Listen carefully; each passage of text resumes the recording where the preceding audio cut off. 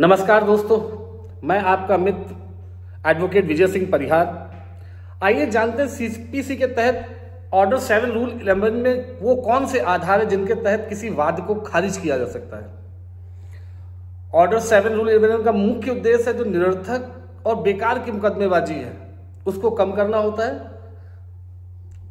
और जिससे कोर्ट का काफी समय भी बचता है। आइए जानते हैं वो मेन आधार है क्या जिसके तहत किसी भी वाद पत्र को खारिज किया जा सकता है न्यायालय द्वारा।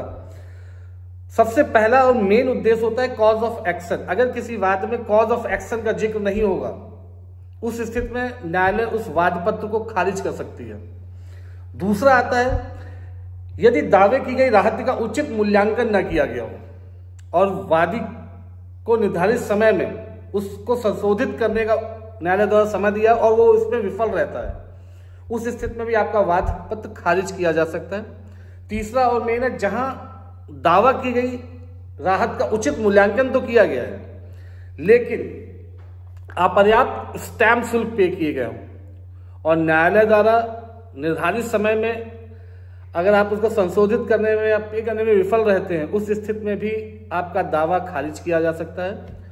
और चौथा, अगर वाद में दिया गया कोई बयान, वाद पत्र में दिया गया कोई भी बयान जो विधि विरुद्ध है उस स्थिति में भी आपका वाद खारिज किया सकता है। जिसे हम सिंपल में कहते हैं बार्ड बाई लॉ। अगर कोई भी चीज बार्ड बाई लॉ है उस स्थिति में भी विधि विरुद्ध है तो उस स्थिति में आपका वाद पत्र खारिज किया सकता है।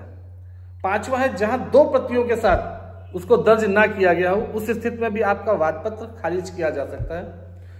आखिरी है जहां वादी द्वारा नियम 9 का अनुपालन ना करने पर विफल होता है उस स्थिति में भी आपका वाद पत्र खारिज किया जाता है। ये थे मेन 6 आधार जिसके तहत ऑर्डर 7 रूल 11 के अंतर्गत किसी भी वाद को खारिज किया जा सकता है।